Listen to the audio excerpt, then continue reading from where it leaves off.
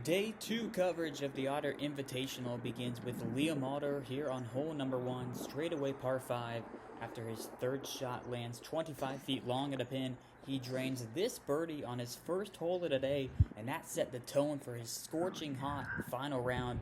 Over on 17, Wilhelm Berg von Linde had 2 holes to play remaining from Monday's break and cashed a 36-foot bogey to keep him close for the individual title.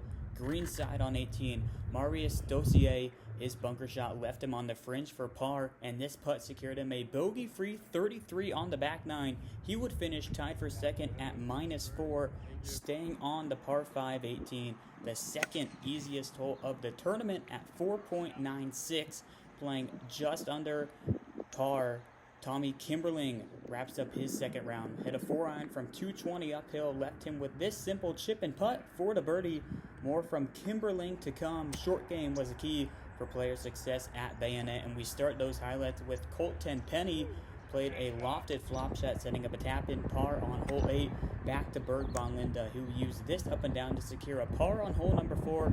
He made a par on every hole of the front 9 in his final round, but the shot of the tournament, Alex Lemon from Chico State, made this chip-in look way too easy on hole 17. Nobody got up and down from this spot, and he stole a birdie from the field. More stellar short game from Colt Tenpenny, going through the tree on hole 14, and he finished it off with a 6-footer for par, up and down of the event right there. Simon Bjorken was not to be outdone. Green side left on hole number 1, hit this bunker shot nice and close, and it secured him a birdie on his final hole of the event. Ended the round -4 and the tournament at even overall, good for a tie for 6th. On Tuesday, everyone chasing this man, the freshman from Santa Clara, Jack Hayden. Phenomenal long iron set him up 10 feet for the eagle on hole 18.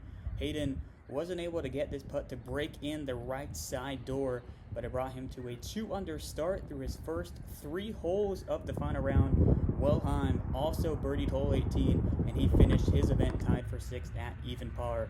Here is Jonah Camarillo throwing up a rainbow over the bunkers on 18, leaving him 30 feet for birdie, and he would find the pot of gold at the bottom of the hole.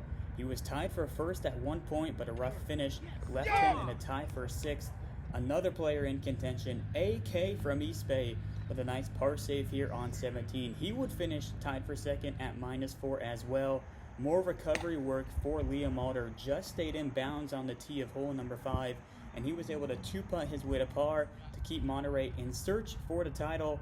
On the fairway of hole 9, Kimberling, 122 to the flag, played a gap wedge to prime position just below the flag, and converted this birdie look to secure himself a top 20 finish.